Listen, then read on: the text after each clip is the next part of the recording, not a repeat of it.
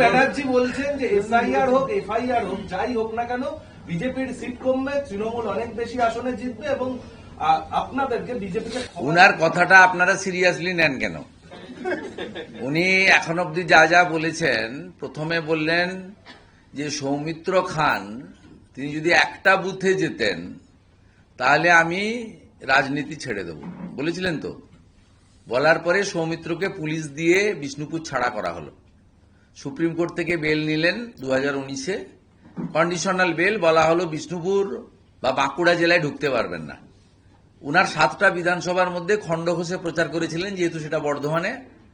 6টা বিধানসভায় উনার তৎকালীন যিনি অর্ধাঙ্গিনী ছিলেন উনার মিসেস প্রচার করেছিলেন। সৌমিত্র খান অনেক ভোটে জিতেছিলেন। দ্বিতীয়, আপনাদের স্মরণের জন্য বলি, 2019-এ একইভাবে ব্যারাকপুরে গিয়ে ভাটপাড়াতে গিয়ে উনি বলেছিলেন যে অর্জুন সিং যদি নির্বাচিত হয় আমি রাজনীতি ছাড়ব, 2 লক্ষ ভোটে হারাবো। তারপরে 2021-এ নন্দীগ্রামে গেছিলেন ওনার পিসির জন্য প্রচারে।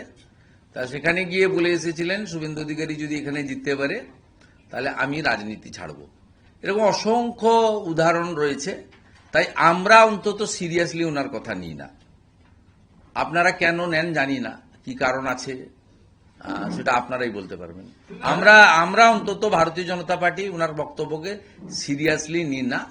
আমাদের লড়াই একেবারে কমপ্লিটলি মমতা বন্দ্যোপাধ্যায়ের নেতৃত্বে অপশাসন, কুশাসন এবং এই যে জঙ্গল রাজ, এর বিরুদ্ধে, বাংলার হিত গৌরব ফেরানোর বিরুদ্ধে।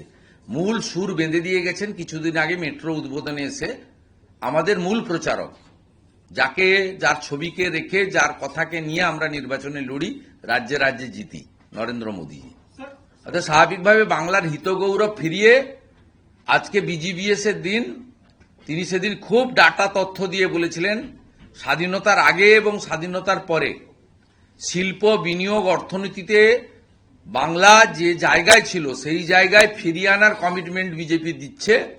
আমি গ্যারেন্টি দিচ্ছি। এই ভাষা তিনি অত্যন্ত দ্ব্যর্থহীন ভাষায় বলেছিলেন, যাকে বলেন একবারে ভিতর থেকে উইল ফোর্স কাজ করেছিল ওনার সেই দিন। আমি এই জায়গায় আনবো, আমি আপনাদের কমিটমেন্ট দিচ্ছি।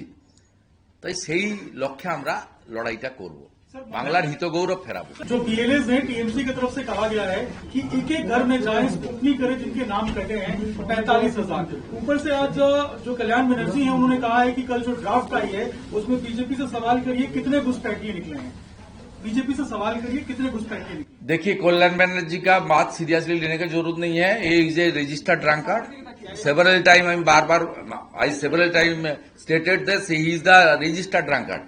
मैं ये बता रहा हूं 14 फरवरी शाम तक आपको मिल जाएगा कितना घुसपैठिया है, कितना डेथ है, कितना फर्जी है, कितना डबल ट्रिपल एंट्री है, कितना फेक है, सब मिल जाएगा। हड़बड़ी का कोई बात नहीं है और अभी इसको खुलासा करने का कोई जरूरत नहीं है।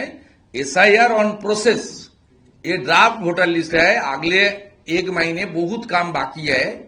और जो ममता बनर्जी का जो BLA 2 है, वो भी भाजपा की अभी BLA 2 है, वो भी जाएगा, भाजपा की आदमी भी जाएगा। लेकिन जो डेथ हुआ उनका जिंदा करने का कोई स्कोप ममता बनर्जी का पास नहीं है, किसी का पास नहीं है।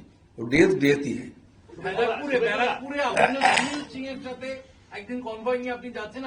না, আমি করিনি। সুনীল সিং একটা রাস্তায় দাঁড়িয়ে আমি একটা ছটের অনুষ্ঠানে গেছিলাম। তিনি সৌজন্য সাক্ষাৎ, তিনি একসময় বিজেপি করতেন, শুধু বিজেপি নয়, আমার সঙ্গে এমএলএও ছিলেন। ভারতীয় জনতা পার্টি যিনি পাশে বসে আছেন, ভারতীয় জনতা পার্টির যে সর্বোচ্চ নেতারা আছে, এদের কাছ থেকে শিষ্টাচারের সংস্কৃতি, সৌজন্যের সংস্কৃতি দেখতে হয়। একটা এক্সএমএলএ রাস্তায় দাঁড়িয়ে আছে, শুভেন্দু অধিকারী 4টে গাড়ি নিয়ে ওখান দিয়ে পাস করছে। আমার দায়িত্ব, আমি 10 মিটার দূরে গিয়ে গাড়িটা স্লো করেছি।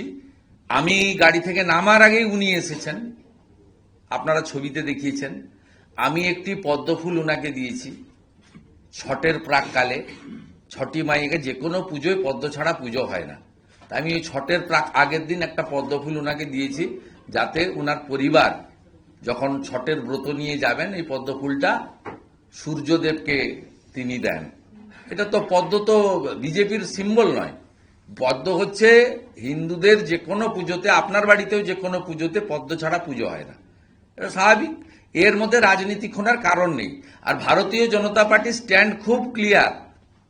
ভারতীয় জনতা পার্টি নিচের তলায় যারা পরিবারগুলোকে আমরা সঙ্গে যুক্ত করে ভোট বাড়াতে চাই, ভারতীয় জনতা পার্টির কর্মীরা চান না তৃণমূলের কোনো নেতা এখানে এসে তার আসর সমৃদ্ধ করুক।